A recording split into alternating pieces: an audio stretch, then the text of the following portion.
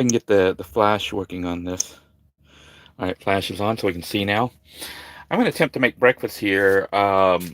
My old trustworthy McNoy sandwich, diabetic edition.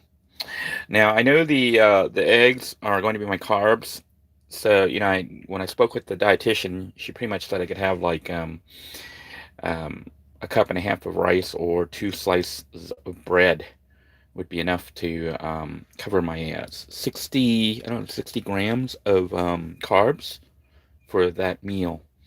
So that's what I'm going to use. I am going to have two eggs to kind of fill me up. And for my greens, if you want to call it that, I'm going to throw in some tomatoes, which I help to fill me up.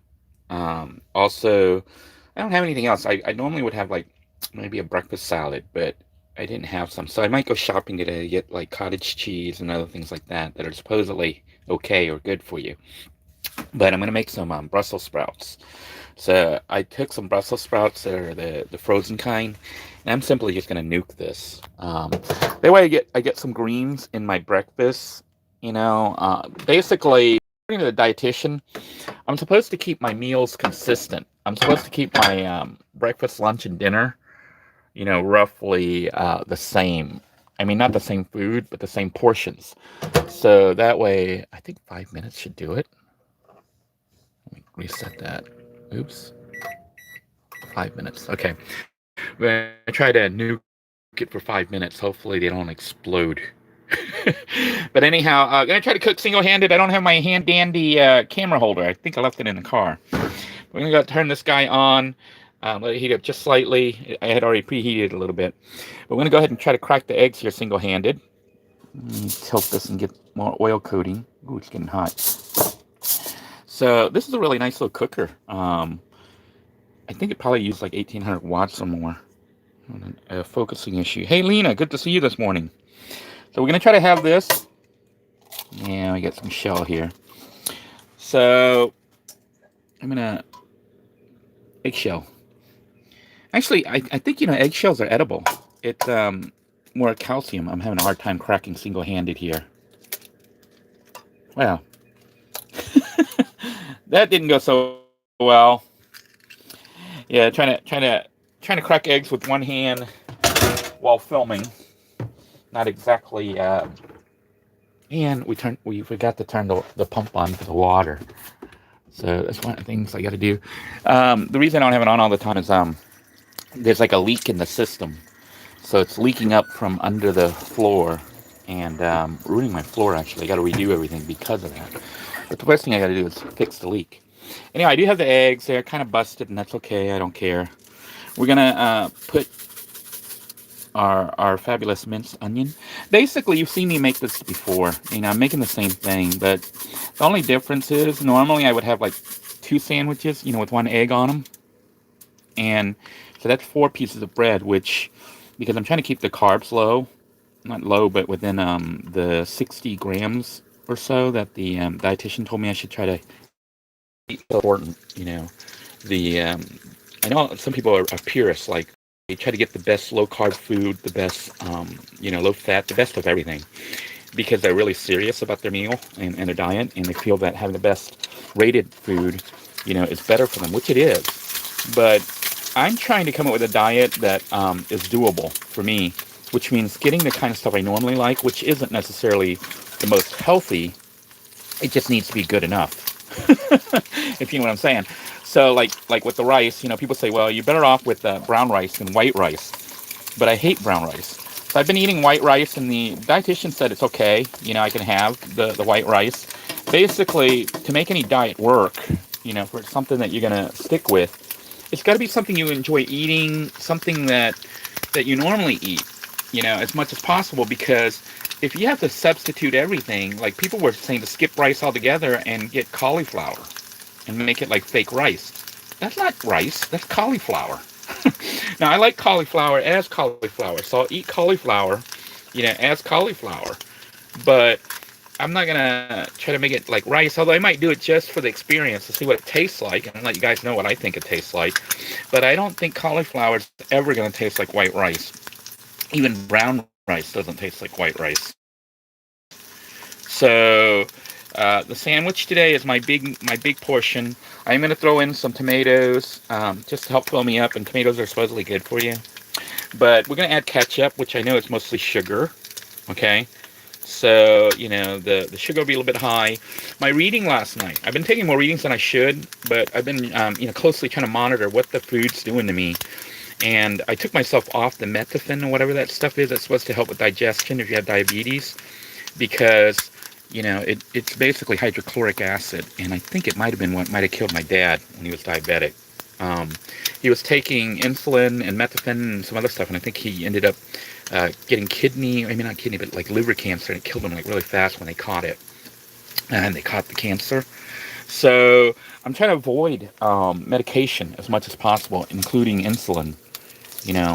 So basically, just trying to do it off the body. Working out, basically walking and stuff, and eating, adjusting my meals. So far, like last night when I took the blood reading, I guess the A1C, I guess that's what you call it. It was within the range. It said 2 hours after eating dinner, it was supposed to be less than 180, 180 or less, and mine was down to like I think 130 or 127, which is on the high side, but it was 2 hours after eating a pretty big dinner. So I'm gonna let that burn just a little bit because I kind of like it crunchy. So we're gonna use that as our sandwich stuff. If I had a toaster right now, I would go ahead and toast it. I mean, I could clear this and fry it.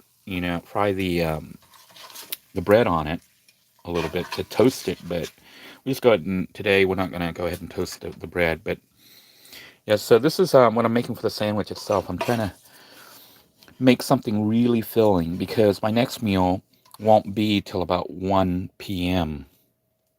So I've been trying to space the food about 5 to 6 hours apart, and trying to eat enough food that when we first started, I ate almost all greens, lots of greens, and had dramatically cut down my rice, and it was not filling. I was like constantly thinking of food. All I could think of was food. So this ketchup is, like I said, kind of bad, but we're gonna have it because it's food, and it's gonna allow me to be able to deal with this diet. So we're gonna put some tomatoes on here too, and then the leftover tomatoes I'll just have to bite, because this is one of those I don't know if it's romaine tomatoes, romano, I don't know what kind of tomatoes are this. It's the little ones that's not round. It's kind of like oval shape. But this is the main meal. Then, of course, we have to make sure I really, fill up. We're going to give ourselves Brussels sprouts because these things are actually really good. I kind of like Brussels sprouts. They're really becoming like a favorite because it tastes kind of like meat. It's got to me, it doesn't taste like a vegetable. It doesn't feel like a vegetable. It's got almost a meaty texture to it when you eat it. And I don't put anything on it. I know some people put butter, put salt and other things on their food, but most of my salt and stuff, if I get it, come from the food itself. And in this case, it came from the badia. The badia has salt in it. So, and then I started to increase my meal back more towards normalcy. Like last night I had the rotisserie chicken from Walmart with white rice and the mixed vegetables. But what I did was I used the let me show you the sauce. It's a Thai curry sauce that I bought. This is stuff I started adding back to the food. Thai curry wing sauce, which was really good on the chicken. It's kind of spicy, 3-pepper spicy, so it's almost the spiciest. So it was good. It made the food taste better, at least more enjoyable. So I've been trying to return the diet to normal, like basically as close as I can to what I normally eat, but with smaller portions of rice, and trying to make at least half of the plate veggies. Honestly, I think I've been losing weight again, continuing to lose weight. So we'll see when we go do our weigh-in, probably sometime this upcoming week. Yeah, people were saying, I hate brown rice, wonder if yellow rice is bad for you. That's pretty good. Honestly, D, I think any food, natural food, is good for you. Think about it. We like the animals and stuff, we eat normal stuff like grow. But if you're getting it processed, you know, I don't know if yellow rice comes yellow or if they add something to make it yellow. Um, whole grain brown rice is probably the best because it's not processed. Enriched white rice is bad because they do process it, but I still eat it because that's what Asians normally eat. But anything that you get from the ground, like a plant or something, that's edible, should be fine for you. I think where the problem is, we eat so much of this crap, boxed and canned things. But I was reading, and popcorn is not bad for diabetics. So it's mostly air. Now, when you put butter and all sorts of bad stuff, like these are buttered popcorn, which I had last night as a snack. It's a huge bag. I had a huge bag of it, and I don't feel bad about it. So when I go to buy some more, I might try to get non-buttered, or if the diet continues to cause me to lose weight and my blood pressure and diabetes become under control, I'll just have the buttered one just like normal. I'm trying not to say, hey, because you're on this weird diet, you're on this diet for health, you got to always be, mindful and eat all healthy stuff. What I want to do is stay healthy and eat the foods I enjoy. So the diet isn't like keto or all this other stuff, because I think those are extreme, like Atkins diet and things like that. Some people have success with it, but Atkins himself died from cancer, and that stuff was supposed to help him. So, you know, I think that when you go extreme like this, you should eat all meat, you should eat all carbs, you should eat all whatever it is they say you should do. I think those diets are going to mess you up, because I think the human body, even our mouths are designed to eat meat and vegetables and fruits. We have teeth that are designed to rip meat, and we have teeth that's designed to cut greens. So I think we should have both greens and meats in our diet. My diet used to consist of carbs and meat, very few vegetables, unless I ate out. So now it's switched to mostly vegetables, like half vegetables, and then carbs make up a quarter, and then protein makes up a quarter. And like some people say, well, what should you eat? From what I can tell from the meals and stuff, you can eat anything. Like, I'm planning on, once things get under, but see, I'm monitoring right now because I'm trying to look and see what different foods are doing to me. So when things stabilize a little bit, I'm gonna go back to eating like steaks and things like that. Like right now I have pork, which is fine. They say red meat's not as healthy as white meat. So chicken and pork. I've been trying to include fish, which I don't like. I hate fish. But when I go out to the restaurant or whatever, I've been ordering the fish, trying to eat some of fish. And I was reading like tuna and all these other things, and they talk about mercury level and all that. I'm like, well, the tuna you're getting is coming from a can. That's not good. But I may incorporate that for like lunch, maybe make a tuna fish sandwich or something.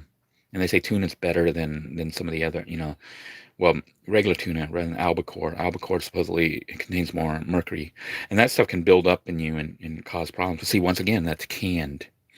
So I think if you catch the food yourself, but the fish even in the water, they could get mercury buildup and stuff, even though you catch, depending on how dirty the water is. But anyhow, I'm gonna go ahead and eat the food before it gets cold. But this is what breakfast is, and if I'm still hungry, I think I may have more greens. I might just heat up some more mixed veggies. I know I'm gonna try to avoid more carbs. My normal go-to would have been to get another sandwich, but now I'm consciously thinking about what I'm putting into my body. If nothing else, this whole wake up experience for me has made me more aware of the foods I put into me. Somebody saying I need an air fryer. They come out great, and you don't use any oil. Yeah, air fryers would be nice. I've heard about them. So people that have them seem to love them. Sometimes I fry stuff here without even using any oil. I've been using, for the oil now, I use extra virgin, which I normally don't get because it's expensive. But now, supposedly this is extra virgin. It says it is. But extra virgin olive oil, not virgin oils. But anyhow, I use extra virgin olive oil now, and that supposedly is really good for you. But sometimes I will fry stuff up, like when I fry the pork, I don't even use oil. I just use the fat. And I know people say the fat on there is bad, but I'm like, hey, that's part of the animal, and I might trim it if it's excess fat now because I'm trying to lose weight, but it's really part of the animal. So, I use the fat to fry it.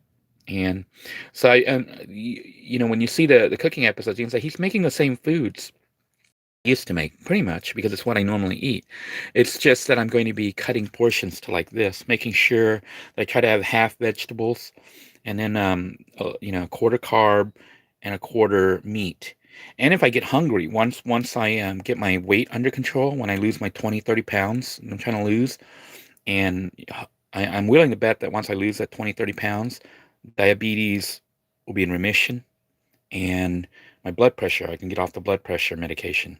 But we're going to see what happens when that occurs. The other thing I'm going to do is when I get hungry, then I'm going to increase the protein and the carbs. So you might see me eat, increase the food. And you're like, why is he increasing it? I would be increasing it to maintain my weight, So to maintain my weight, I would probably increase, because I don't want to increase the greens. The greens are actually making me lose weight. So if you're wanting to lose weight, put half of your plate as greens. It seems to be working really well. I posted on the previous video, I posted the one where I said I went on a walk with the after the talk with the dietitian. I posted the PDF of the files she sent me, but it talks about food portion and what you're trying to do. I might go ahead and make a copy of the email she sent me, which is in more detail. It talks about carbs and the calorie counts and what you're trying to do, what the idea is, and what you're trying to get to, for a regular serving. So I haven't truly read it because what I'm doing seems to be working on its own right now. Like even eating out, she says you can eat out 3 times a week. They should keep it at 3 times a week or less. So if you eat out a lot, try to plan your meals to go out 3 times a week. But I think I posted also, there's a website you can go on where you can type the restaurant and the foods that you're planning on eating there, and it'll break it down by carbs and everything else, so you can plan your meal when you're eating out. So don't just go there and then look at the menu and just try to order something off there without knowing, but go to the website beforehand and you can type the food. So make sure you go back to that one where I talk about the talk with the dietitian when I'm walking on the bridge and the alligator tried to eat me. That one. That video has the links for the PDF that she gave me. I will post, probably maybe make a link and post the text she sent me, which explains more what the strategy is, what they're trying to do for a diabetic.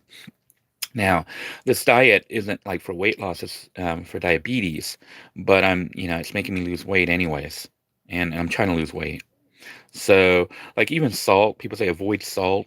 You need salt, what's happening is when you get crap like this, all like packaged foods, canned foods, they add all the salt. That's the problem. And then you put salt on it on top, So you need some salt. Your body does need some salt, or I think you get this thing called like goiter or something like that, where your throat puffs up and things, so it gets really bad. The issue we have is in Western society, at least, our canned foods and stuff come with salt. Too much. It's like some of the servings, they'll give you a soda can, and for the serving, they say it makes 2 servings. Like a 12-ounce soda can, it's supposed to be like 2 servings or whatever. But they give you the numbers, and it's like, you get a little package of potato chips, and it says like 16 servings. Bullshit. Who's going to eat 3 chips? You know what I'm saying? So, but they add all the salt. It's like, either they're doing it to preserve it, or they're trying to make you sick. They literally are trying to make you sick. But when you grab stuff that's green, other than you got to wash it and stuff, but other than potential insecticides and other crap they spray on the crop, you're a little bit healthier. But if you can grow some stuff yourself, then you know what's going on. Zuni wants to know, I decided not to take insulin. I decided not to take insulin because I'm trying to do this naturally with my body. I think that if you take medication, I'm anti-medication. If you but I'll take it in an emergency. Like I took the methadone until it started giving me headaches and weird symptoms. And the nurse said that, what I'm eating right now, I'm doing really well and I'm losing weight. So they might try to take me off, but I went ahead and took myself off because it's only been a week. I'm like, well, the more I take it, the more damage I'm causing. Because when you take things like insulin and stuff, you're telling your body, don't try to produce insulin. We're going to give you extra insulin to boost you up. Now, if you were really overweight and needed, the insulin control because your body is like so far gone, you might be. See, once you get on insulin, you could be on it for life potentially. The other thing is I'm planning on traveling. I still want to go to Thailand and travel the world. I know some people think, how he's doing that? He's homeless. You can do whatever you want if you set your mind to it and work towards your goal. And if you fail, you fail. But at least you had a goal. And my goal is for my wife and I to travel the world before we die. We're going to travel, and I want to be able to go to Thailand or Vietnam or the Philippines and eat the food that they have there. I don't want to have to be walking around with insulin, refrigeration, whatever, all the stuff you have to deal with medication. I want to get my nutrients and my medicine from the food. Okay, so the plan is to try to get my health back to even better than what I was before. And then once I get back to normal, assuming I'm not on anything, I'm going to try to eat normal foods without really worrying about stuff. Although at the back of my mind, I now know what is healthy, which means half a plate of greens, and then I can eat the other stuff. And if I need to increase my weight, once I get there, I can start judging. And I do love meat, so I would probably increase the meat, for increasing my weight, to maintain my weight. The reason for increasing meat is meat takes a long time to process in your tummy. What I've been finding as I've cut my meat and my carbs down, I get hungry a lot. Like, 2 or 3 hours after eating, I feel like I need to eat again. But then I munch on greens and other stuff. So, that's what I'm doing for weight control right now. But I do have to deal with, man, I'm hungry. Man, I'm hungry. Man, I'm hungry. Popcorn seems to be really filling. So that's a food that I'll be turning to when I feel like I'm really hungry, like last night. But when I get my weight under control, I'm going to increase my meat, because that will allow my stomach to feel more full for longer before I feel like I'm hungry. So the key will be finding a balance and then maintaining my weight. My goal rate for my height is 5'10", 5'9.5", 5'10". I'm trying to get to about 180 to 185 pounds, which to me, would be a good weight. Your body tends to settle on a certain weight, and my body has been settling on about 210, 220, which is actually, 30 pounds overweight. Not overweight, but over my goal. It'll be interesting to go weigh myself this upcoming week to see if I'm no longer obese. I'm assuming, I haven't weighed myself. I don't want to be one of those people who always go on the scale every day, always count the calories and type everything into a food calculator. Although that might help some people. For me, I just want to be able to look at the food and say, okay, this is healthy. This is going to be good for me or not. Remember those dietitians and all those doctors? They study the stuff, but still, it's just a recommendation. And everybody's body is slightly different. So some people process certain foods differently than other people. So I think it's important to work with your body and then just look at the results. If what you're doing is producing results, that's good. If what you're doing is going the wrong way, well, you need to change what you're doing. So stick with me. I'm looking at a time limit of 3 months before this is resolved. But, it could end up taking longer. It doesn't really matter. I know that's my goal. I'm going to go ahead and tune out and eat. But that's the reason, trying to be as natural as possible without medication. Trying to be as normal as possible without saying, here's my meal for the day. And then pulling out a card and looking at it and says, I have to make this. I have to eat this. No, I try to make and eat what I like to eat.